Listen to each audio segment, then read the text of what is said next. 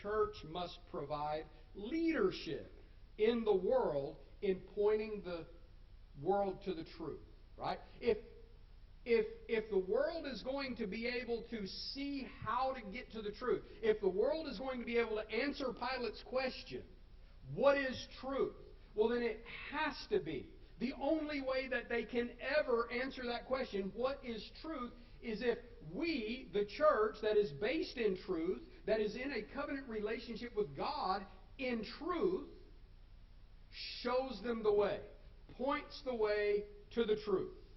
In Ephesians chapter 3 and verse 10, the Apostle Paul says there, to the intent that now the manifold wisdom of God might be made known by the church to the principalities and powers in the heavenly places. So, who is Paul talking about there?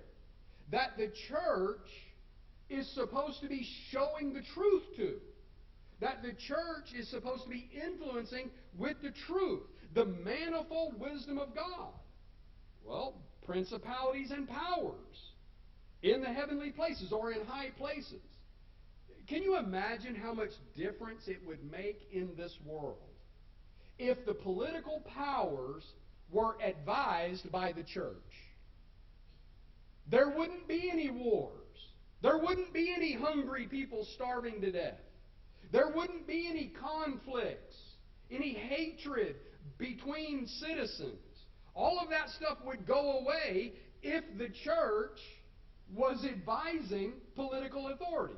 I think one of the worst mistakes ever made in the history of the church was when Christians started saying that we need to separate ourselves from politics. We need to get out of politics. Christians shouldn't be involved in politics. That is not the reality of things. That is the devil's lie. The truth of God's Word is that we are the very ones who are supposed to be informing government. We're the very ones who are supposed to be guiding the principalities and powers in the heavenly places, in high places. So if the highest authorities in this world were governed by the reality of God's Word, by the truth of God's Word, just think of all of the horrible, horrible things that would disappear. There wouldn't be any terrorists because they would get disappeared. That would be the advising of the church, the principalities and powers. Disappear these terrorists. They've got to be removed. That's the reality of things. You can't have a civilized society where terrorists are allowed to exist. That's the truth.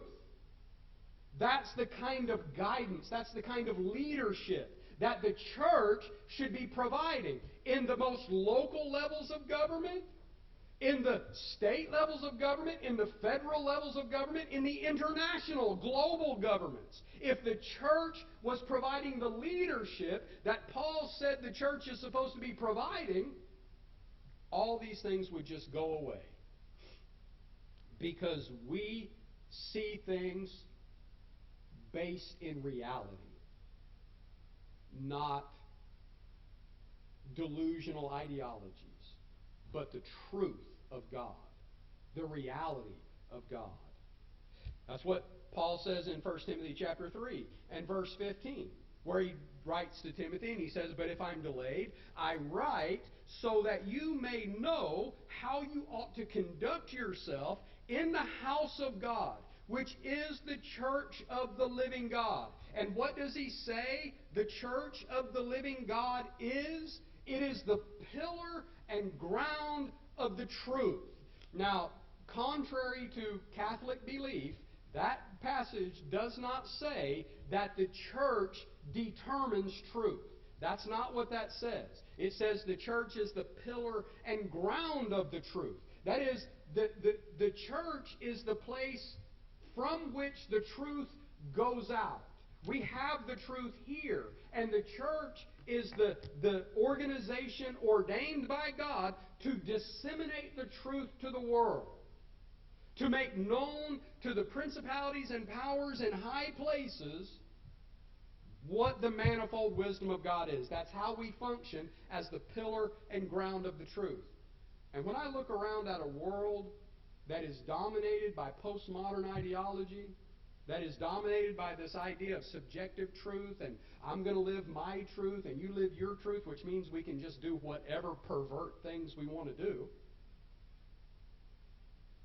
that means that the church has failed. That's a failure on us, because we're the ones supposed to be providing leadership to the truth, pointing to the truth, calling people to follow the truth, and refusing to go any other way.